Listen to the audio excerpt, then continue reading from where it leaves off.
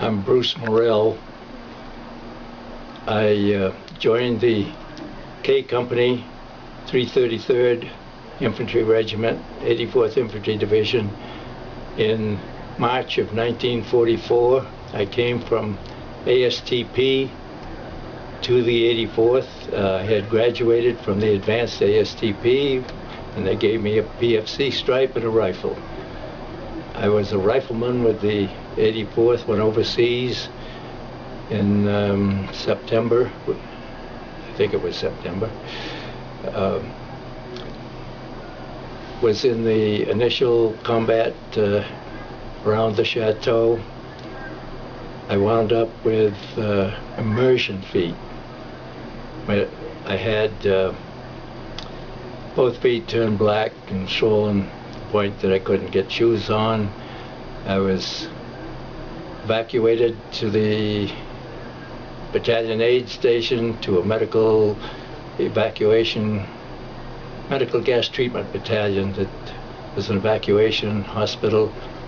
We were V1'd in Holland, and so they transferred us to Liège, Belgium, and then I was taken to Swindon in England by Interveiw. I spent 3 months in the hospital with my feet elevated in a cage, and after that I was given the choice of going back to the States and dumped from the Army, or continue overseas with limited duty. I chose to stay in the Army with limited duty, finished the war, went back in February of '46. I was a sergeant when I was discharged. While with the K Company in the 84th, towards the end I had 2 assignments, no rank. The 2 assignments where I had 5 men in one case and 10 men in another case. We held the company front for one night. At the end of that night, I could not walk with the other guys, so I sent them back, and I limped in about an hour or so later. Took my boots off, slept. In the morning, couldn't get my boots on. So immersion foot was a big problem. That was essentially the end of my service with K Company. I actually went on in limited duty. I went down to southern France and was an American company of 7 men and 400 Italian POWs.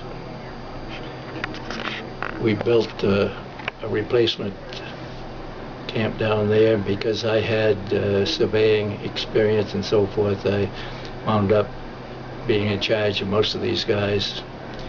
We went from way behind schedule to way ahead of schedule because the guys trusted me. I knew how to operate a transit, and had a good time. Came home. What were you building? We were building concrete block buildings. That one was a concrete block dining hall. The other was a concrete block shower. All the rest of the camp were these huge tents, and it was a replacement depot for the troops going from Europe to the South Pacific. Do you remember what the name was? It one of the cigarette camps? No. Okay. But I went from there to Camp Philip Morris up near Le Havre, and finally I came home on the Ernie Pyle, a brand new troop ship. Maiden voyage, great fun compared to going overseas in the troop transport. We were down in that lowest hole. The temperatures were 120 to 130, very uncomfortable. Went home,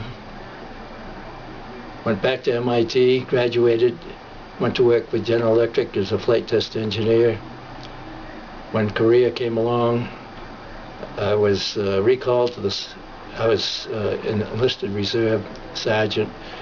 I was recalled to the 2nd Armored Division, took my exam. The Air Force said, you're coming with us, and they made me a first lieutenant.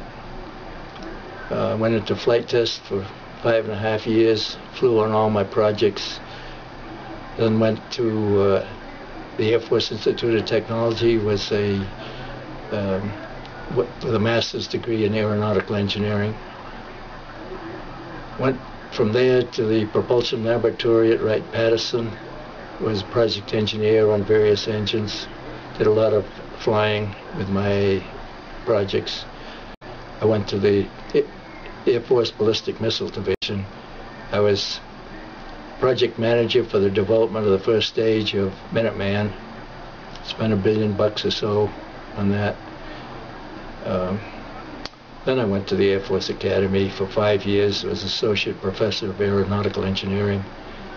From there,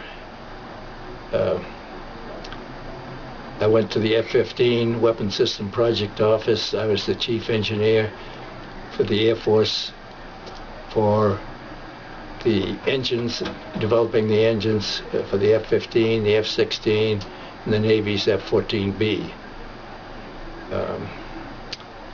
And then I retired in 1974 as a full colonel.